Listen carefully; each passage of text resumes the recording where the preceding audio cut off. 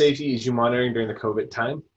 And again, you have to remember that this is all coming from an individual who is working in a small community hospital, so our experience is going to be a little bit different than academic centers or larger centers. But I think it's also very pertinent because not all of us work at big institutions. So just a disclosure, I am a consultant for Ceribell. We have been using Ceribell for over 3 years here, well before I started actually. But I have been a consultant for Ceribell for some time now. So this is the big bad wolf. This is the thing that we've been dealing with for the last several months that has completely turned upside down our entire world as we know it. And not to belabor it, but just briefly, as we all know, we've been living through it. So we've been dealing with the shutdown, and this is a bit of a timeline. You know, there's been some discussion about it being there longer than December and possibly being in the States longer than December as well.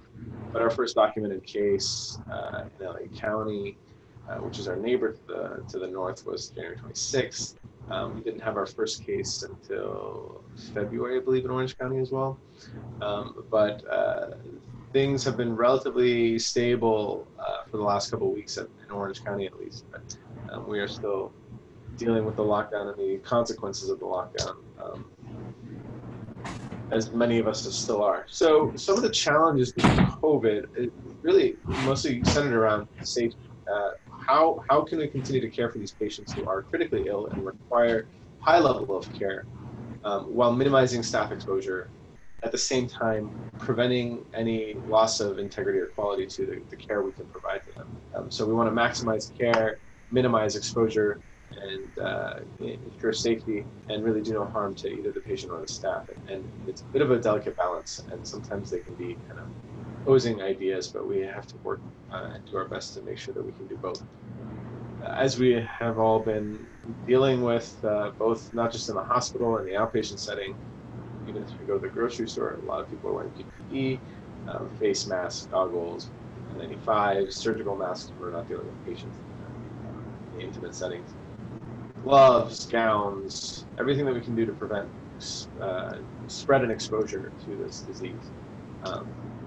So at Mission Hospital, we are a bit of a smaller center, but we have a surgical ICU and a cardiac ICU, but we actually we opened up one of our prior old ICU suite areas to be a dedicated COVID unit. I think it flexed up to 11 at one point, but for the most part, it's really non-functioning rooms. And we converted our acute rehab center to a post-COVID ICU area that can be negative pressure was easily, it was converted to a negative pressure room. And we've been just kind of funneling patients from the ICU to the post-ICU unit. And that's kind of how we have adapted to the COVID experience. We started to notice that as our patients were getting better, at least stable, I think would be a better word, from a respiratory cardiac standpoint, that the neurologic issues started to creep in, or the neurologic impairments were not improving or taking longer than expected to improve. And so we were faced with this challenge. How do we get an EEG on a patient who has an infectious disease that is very contagious and is concerning to spread fairly quickly in an area? How do we assure the techs that we're keeping them as safe as we can? How can we reduce contamination of our resources and of our tools and equipment? And how do we prevent overcrowding these rooms?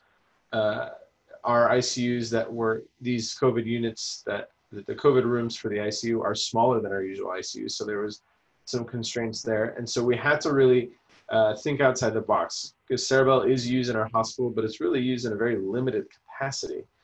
And so it's not really the mainstay of how we use EEGs on an everyday basis for normal routine EEGs or prolonged EEGs. So when our first case kind of came to us, it was at the end of March. And we had to actually have a bit of a sit down with administration, our techs, ourselves, and say, well, our techs were very concerned. They weren't bucking and saying we're not going to do it, but they were very concerned, rightfully so.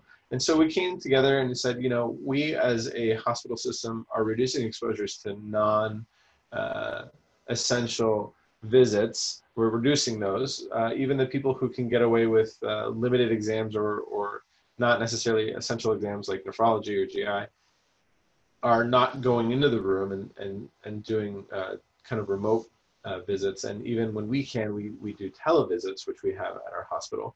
So what can we do to kind of provide that same level of distance while still providing care for our patients? And so it was that time we decided that Ceribell would probably be the best option for these patients because it's a smaller unit, less room is taken up. It still provides us really the answer as to is there seizures or not. It's not like we're trying to localize for these patients. They're encephalopathic.